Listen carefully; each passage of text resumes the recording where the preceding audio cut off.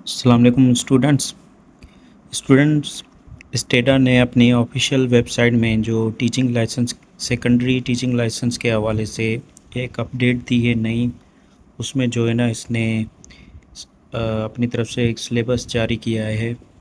आज जो है ना हम उसके बारे में जानेंगे कि उस सिलेबस में क्या है और हमें कौन सी चीज़ें हैं जिनको ध्यान में रखकर जो है ना प्रिपरेशन करनी चाहिए इस सेकेंडरी लाइसेंस टीचिंग टेस्ट के लिए। तो आइए चलते हैं। जो हाँ, अभी तक कोई ऑफिशियल जो है ना सिलेबस जब तक हमारे पास नहीं था, तो उससे पहले हमारे पास जो थी वो 60% पेडागॉजी थी और जो है ना 40% सब्जेक्ट था हमारा, जो जर्नल सब्जेक्ट्स है। लेकिन स्टेडा ने अपनी न्यू पॉलिसी जो अभी अपनी ऑफिशियल वेबसाइट में दी है उसके मुताबिक अभी जो टेस्ट होगा वो 50% आएगा जर्नल कंटेंट में से, जर्नल जो सब्जेक्ट है उसमें से आएंगे, और 35% जो है ना वो आएगा जो सब्जेक्ट स्पेसिफिक कंटेंट से आएगा। ये पेडागॉजी का पोर्शन है जो 35% है सब्जेक्ट स्पेसिफिक कंटेंट है, और 15% जो है ना वो जनरल पेडागॉजी से आएंगे। यानी कि आपको जो है ना वो जो 50 मार्क्स लेने पड़ते हैं वो इसमें से लेने पड़ेंगे आपको। 50% जो इसके 50 MCQs इसके होंगे, और उसके बाद जो है ना 18 MCQs इसके हो जाएंगे। यानी कि जो 50 मार्क का होगा वो जर्नल कंटेंट वाला पोर्शन होगा, और 35 मार्क का जो होगा वो ये सब्जेक्ट स्पेसिफिक कंटेंट होगा, और जो जनरल पेडागॉजी है वो 15 नंबर का होगा।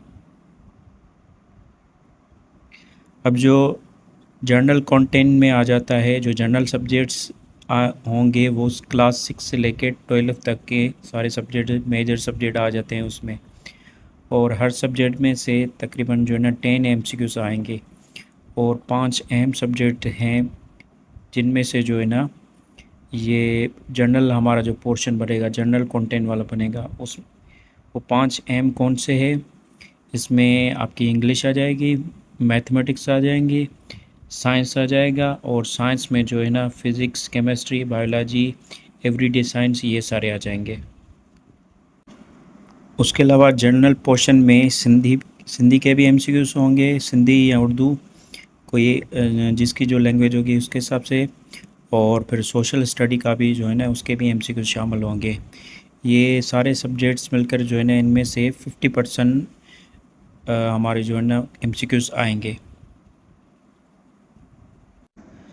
अच्छा, जो हमारे जो 35% जिसके मार्क है वो है हमारे जो है ना सब्जेक्ट स्पेसिफिक कंटेंट है। अब सब्जेक्ट स्पेसिफिक कंटेंट में क्या करना होगा कि हमें कोई भी एक जो है ना सब्जेक्ट चूज़ करना होगा। जो भी सब्जेक्ट हम सेकेंडरी लेवल में पढ़ाना चाहते हैं वो हमें सब्जेक्ट चूज़ करना पड़ेगा। For example biology, physics, chemistry, math, या इनमें से कोई एक सब्जेक्ट आपको चूज़ करने की जो है ना वो चॉइस मिलेगी। फिर उसी सब्जेक्ट से रिलेटेड जो है ना हमें CRQs जो है ना करने पड़ेंगे, CRQs सॉल्व करने पड़ेंगे। जैसे कि बायोलॉजी हो गया या इंग्लिश हो गया, तो उसको आप किस तरह से क्लास में पढ़ाएंगे उसके बेसिस पे CRQs होंगे। आपको जो है ना केस स्टडी दिए जाएंगे, और उसी सिनेरियो और केस स्टडी को जो है ना हमें उसी के बेस में हमें MCQs मिलेंगे, और उनके हमें जवाब देने पड़ेंगे। ये जो सब्जेक्ट बेस कंटेंट नॉलेज है ये 35 मार्क का होगा। उसके बाद जो लास्ट में है वो होगा जनरल पेडागॉजी।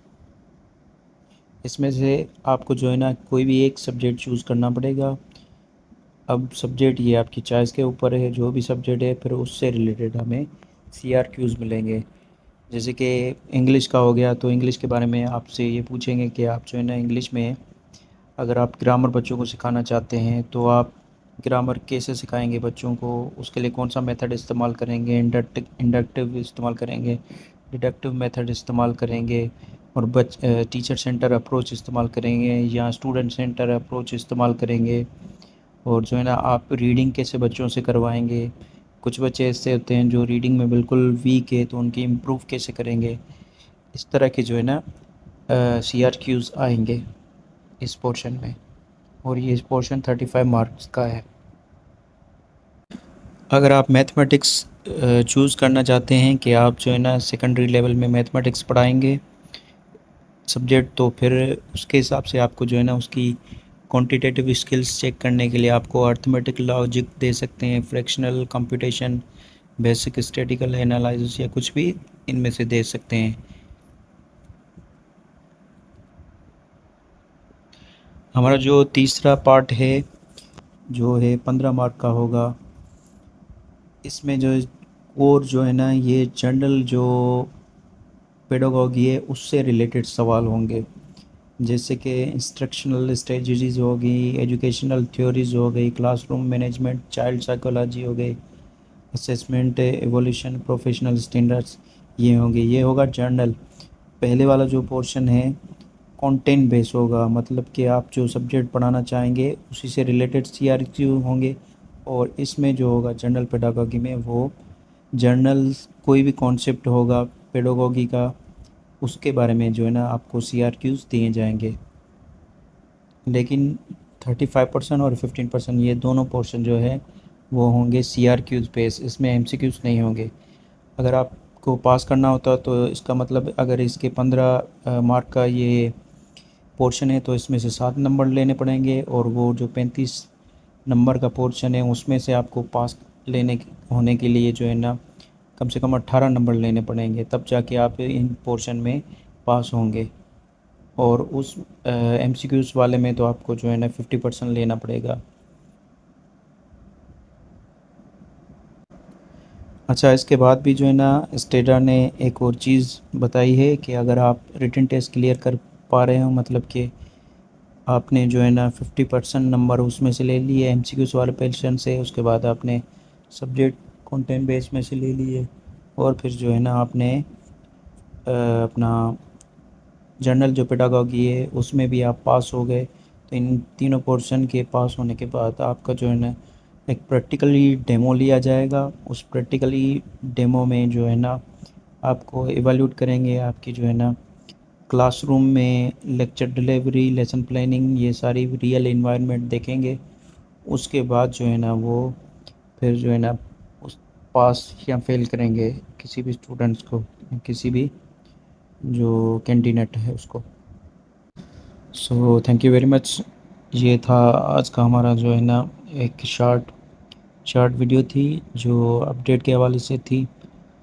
और अगर आपको ये वीडियो अच्छी लगी है तो प्लीज़ लाइक करें, शेयर करें और सब्सक्राइब करें। Thank you very much.